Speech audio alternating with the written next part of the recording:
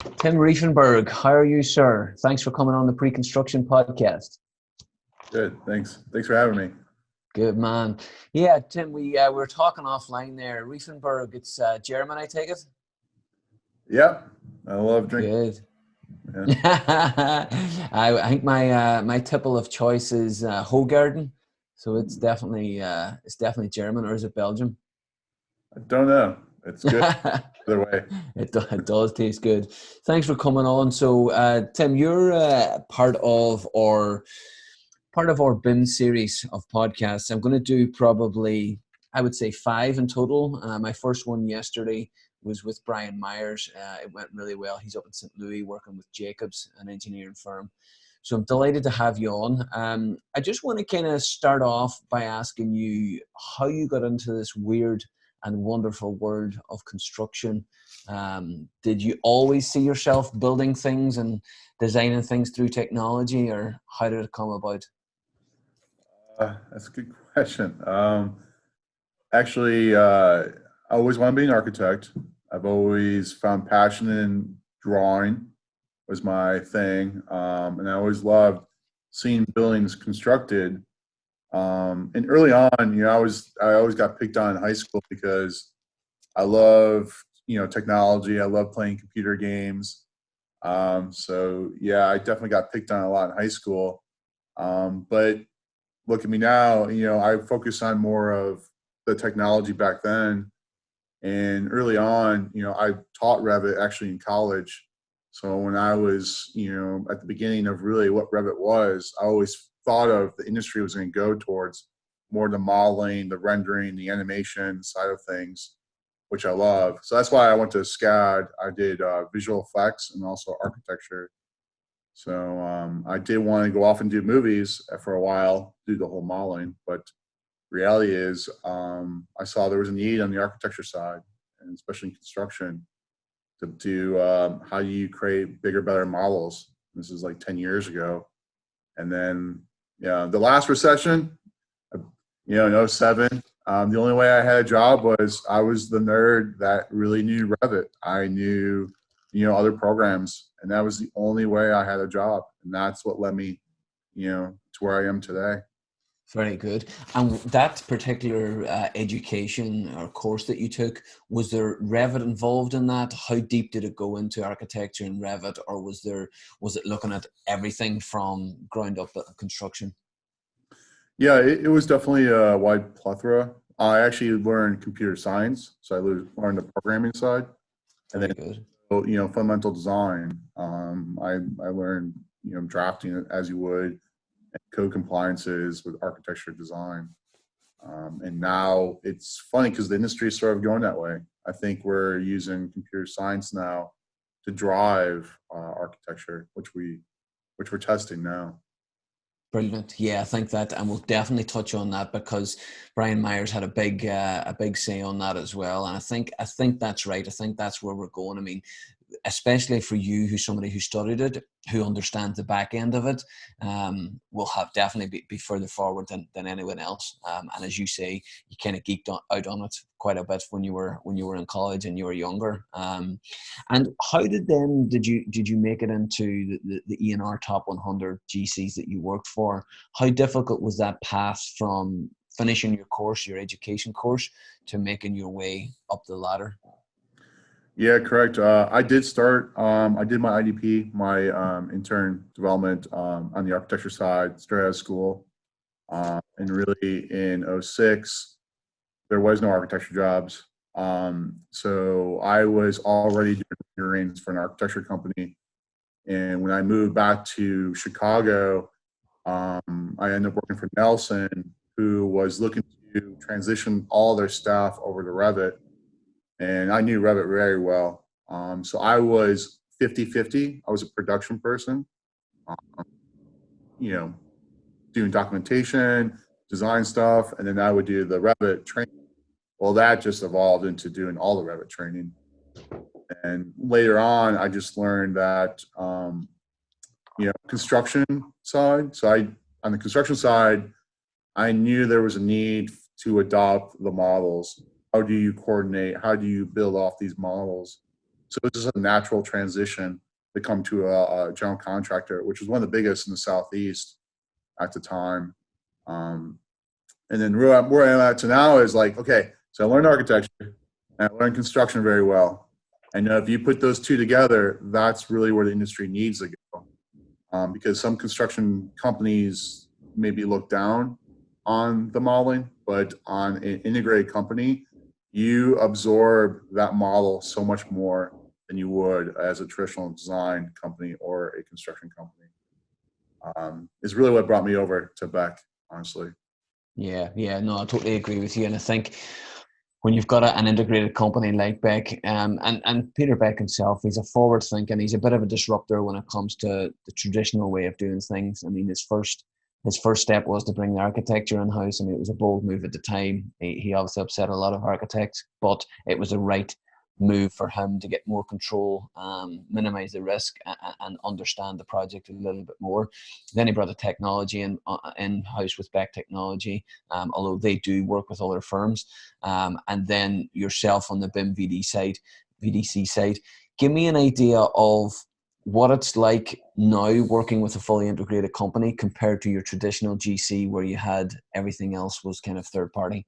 The liability is a lot more. I mean, even down to the designer and the architect. If we find errors out in the field building, we then start to go down the track to understand where that come from. So before you would blame company A, well, now we're blaming company B, or sorry, individual B, because that person works with us. They're actually in the trailer. So we can actually find, why did you draw it this way? And we're installing it this way. Is definitely an eye-opener to see that accountability, you have to own up to your model. Let me just put that. Yeah. You have to own up to what you're drawing, because the person who's installing it happens to be sitting right next to you. Or importantly, it's on the other side of this trailer, are the guys out in the field. So our architects, they've learned really quick that they have to model way more than they traditionally did working for other firms. Yeah. And more importantly is how quickly things get from design out into the field is so fast. I mean, we do things on the fly every day without even doing finalized drawings. You can't do that in a traditional third-party world. We need an answer right now, and that happens every day. Yeah, and that has to be really, really good if you understand that within the company, but also if you come from a GC that doesn't have that to a GC that has that, the responsibility, the autonomy to have that basically land on your desk. It must be exciting. Obviously, a little bit of pressure, but exciting as well. I get blamed for a lot of things. I'll just tell you. I'm the middleman between the architects and then our field engineers. I'm the person in the middle, the technology person. Yeah. So you take the punches from all sides. Yep. I get yelled at for everything. Brilliant. Yeah. And give me an idea, right? BIM VDC, obviously, our guys that are listening to this, some of them will be BIM VDC coordinators, or maybe people just starting out in their career, or traditional estimators or pre-construction estimators.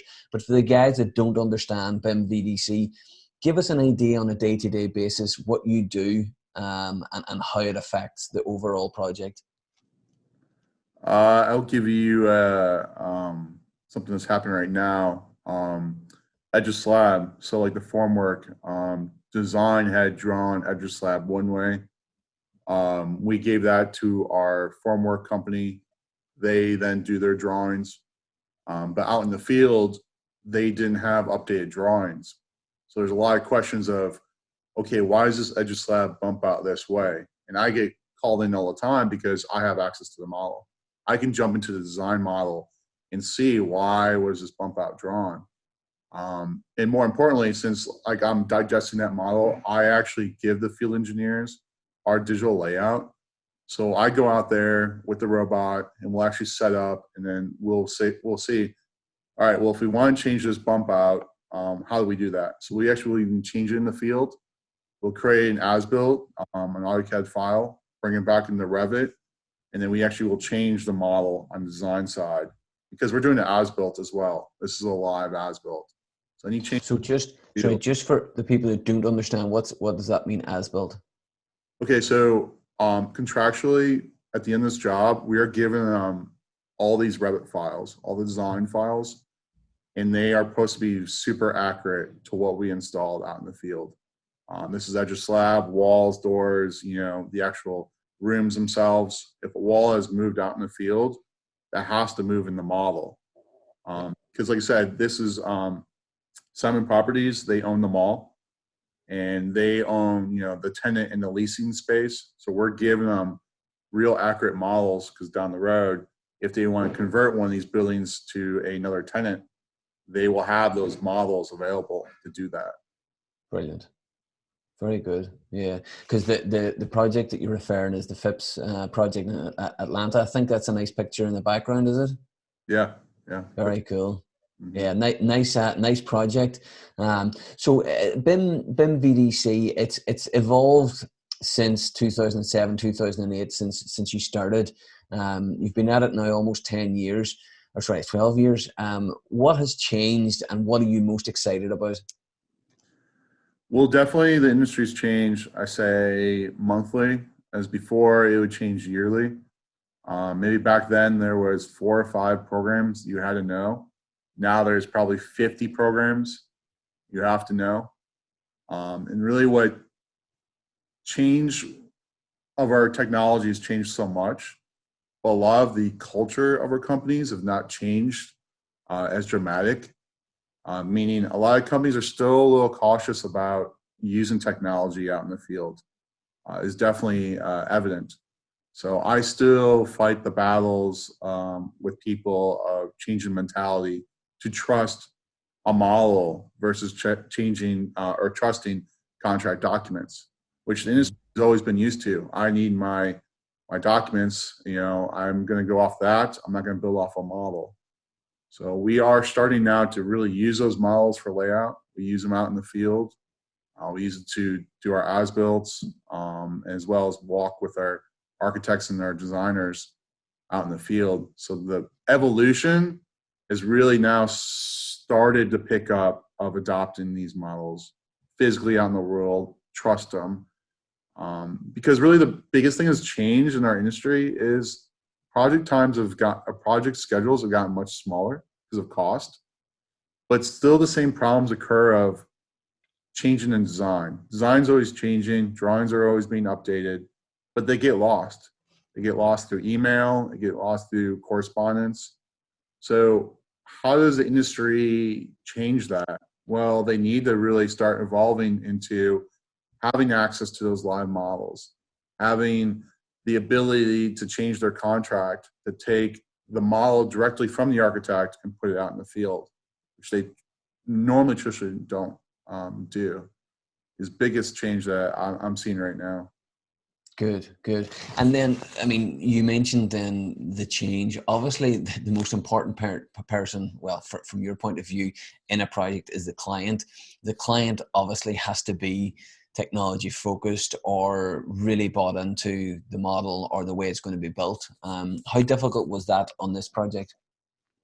Yeah, so definitely the coordination side. The owner would say, well, you have a completed 100% CDs. That's a billable project. Well, in reality, it's really not. It's really a 50% billable project, because our trades, our mechanical trades, our designers, they put enough in the model to work. But when we hand that over to our subs, they pretty much start over. They are remodeling all the ductwork, plumbing, electrical, all the equipment layout for the kitchen that we're doing in the Nobu was something that we did afterwards. So design was supposed to bake how the kitchen was laid out, but when we handed over to our subs and got them on board, we pretty much relayed out the whole entire kitchen area, because we were dealing with the real physical items. We were dealing with the right spec of a sushi prep area. Our trades then went and modeled that in their models. So then those models now are more billable than our actual design models. Is definitely what happens out here, because we walk it. We have it on our iPad. We show them how the models are looking. And those aren't the design models. That's the sub-trade models that we're using. Very good. Yeah, it's fascinating the way it's changing the world of BIM VDC, but just technology within construction. Is there any particular tools, pieces of software that you've just recently found or are currently working on that you're excited about? I do get hyped up about Procore. Yeah. Just came out with a mobile viewer, which was on the iPad. I think it's one of the best in the industry right now. It's only because of the easeability to hand it over to a superintendent. For them to actually navigate the model is very good. And like you said before, Procore came out with another web page viewer. So I can actually send this link to anyone, even our client, our owner. Our owner's rep is over here next door. And, he doesn't have an iPad, doesn't really use the computer. But when I send him a link to actually access the model, he can navigate it per floor, per area very easily. That has been a huge way to sell technology to our client, especially because now they can physically see it on their computer. It's been great. Brilliant. Yeah, because traditionally Procore, or not traditionally, but at the start, they would have always been very project management, operations focused. But do you see them getting more involved now in the pre-con side? Yeah. And their coordination tracking tool, we use that for here as well. Our office staff, so our project managers, even our senior project managers, they want to track where we are from a coordination standpoint. So Procore has this coordination tracking tool in Navisworks that we're using. The way to produce reports out, as well as for our project managers to log in, see what floor is having issues, where we on track with the project, it has been huge. Good. And if I could bring you back just quickly to the start, whenever you engage with the client, especially on this Phipps project, what sort of tools did you present the project in? I mean, that picture behind you looks amazing. Was that part of the presentation on bid day, or? Yeah, we actually, we were already awarded the job. We've done so much work with them already. They already selected us for it. But early on, we started schematic design in SketchUp. So we did a lot of, basic renderings. And then we ended up evolving into Destiny Estimator. We showed them more conceptually what the building was going to cost before we even committed to Revit as a design. And then we pretty much at schematic design, very, very early on, we already committed to Revit. So we were actually doing a lot of project planning and sizing of the project in Revit because we had to go ahead and laser scan the whole entire building. Because reality is we didn't really have any as-builts. So we had a price projection of what this would cost, roughly square footage. The client wanted to actually get down to real accurate numbers. So we laser scanned the project, brought into Revit really quick. So we got rid of the SketchUp schematic world and focused more on Revit very, very early on, just to be more accurate. Yeah, so that's fascinating, Tim. And then kind of jumping back to what you talked about during your education on the computer science side of things, that's really going to focus where data, whether it be machine learning, how do you see that evolving with BIM VDC and construction in general? Yeah, like I said, project schedules are more condensed now, and even on the architecture side, a fee has been shrunk down a lot. So architects still spend a lot of time on documentation. They're still fixing dimensioning lines, populating room tags. We're working on a tool right now that actually, on the construction side, takes our sleeves and actually places dimensions to it automatically. And then we have another tool, which is called an ADA clearance check tool that checks to make sure in the model that the doors have the right proper swing. There's clearances on both sides. So that's a tool we already are using right now. But we're actually going ahead. We're going to be involving this into our architecture side because our hope is that they'll have several tools that they'll click and it'll dimension their whole entire project. as well as fix things too, because a lot of times when they do dimensions, they might be to, 2/56 of an inch. Well, reality for construction, we need to 1/4 of an inch. So that machine learning is going to actually fix all the wall placement as well. So this will speed up the deliverable of architecture drawings really quickly. Cool, because I mean, if you speak to GCs, that's the one big pain for them is the architectural drawings. They aren't complete; they're half arsed, if you like. So that, I mean, that's got to be good for you guys. Obviously, internally, you guys are a little bit further forward than everyone else. But anything that can help the architects out with their drawings is a positive. Correct. Yeah. And then you mentioned about the machine learning. I mean, how will that, obviously that's right now, that's things that you're working on. What are we talking about in 5 to 10 years? How is it going to affect us, especially your job? Well, I know as of right now, we actually have a drone. We have this Matrice 210 RTK version 2. It's been deemed like a layout drone. It actually has a control station, which makes it super accurate. So we use the drone now. It actually flies pre-planned areas. And what it's doing is just creating an as-built of where all our sleeves are, where edge slab and formwork is. But the technology has evolved so much that we are testing a laser pointer. We've tested it on the bottom of the drone. And we think for the construction side, the evolution of machines, a drone will fly the job site when they excavate it and actually will trace out in the field where either underground utilities are, so they can mark it with spray paint. They can start marking where, the footers need to be. So really right now, I do say in the next six months to a year, there is going to be a drone out there that will facilitate this. It's not super accurate, but in 5 to 10 years, I do think the technology will be that accurate. A drone will go out there and actually put a point on the formwork or the plywood to where a penetration will go, and then a human being will actually place where that sleeve goes. Is really wow. Mm-hmm. Wow, that's amazing. And you reckon you said a tool station as well. I mean, how accurate can it be, and what is it needed to get to be super accurate?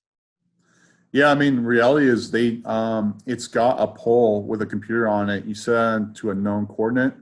I think if that technology can allow multiple poles, then it'd be super accurate. Because right now at 300 feet, we've tested about 1/4 inch to an inch tolerance, which is great for sleeves.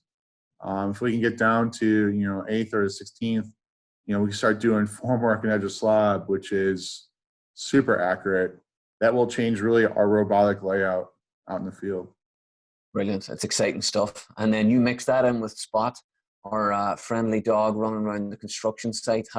What do you think his evolution is going to look like? Yeah, I mean, same thing is the industry has, now they're going to have a really bad problem after this COVID. Skilled individuals are going to be hard to find. So there are going to be less people that know how to use a laser scanner correctly.